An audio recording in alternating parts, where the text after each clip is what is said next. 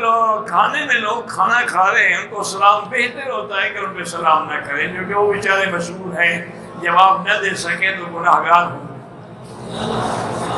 لیکن اگر کیا ہے تو وہ جواب دے، چاہے ایک بھی دے دے، 10 بندے بیٹھے ایک نے کہہ دیا وعلیکم السلام کافی ہو گیا۔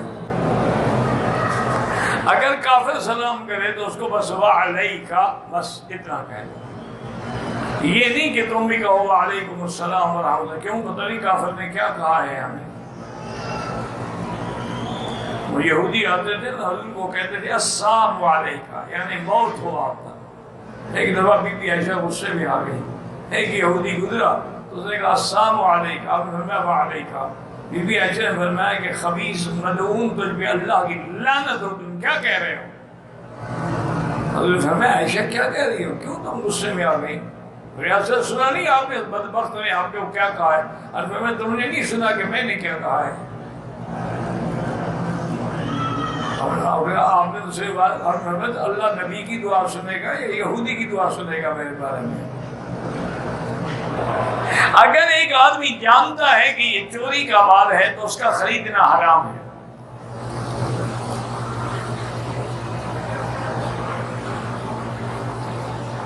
اگر خریدنے والا نہیں جانتا تو وہ گناہگار نہیں ہے، پھر بیچنے والا گناہگار۔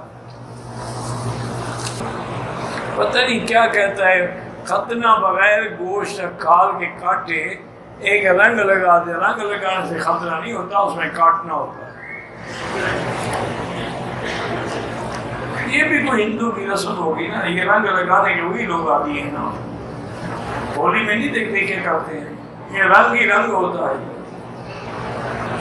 حجر اسود جب چوری ہوا تھا، یہ تو بعض علماء نے لکھا ہے یہ صحابہ کے زمانے سے بھی پہلے کا واقعہ ہے۔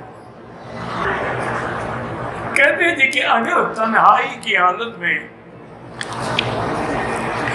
زبان سے کچھ کلمات کفریہ نکل گئے، فوراً توبہ کر لو، استغفار کرو اور لا الہ الا اللہ محمد رسول اللہ آمنت باللہ۔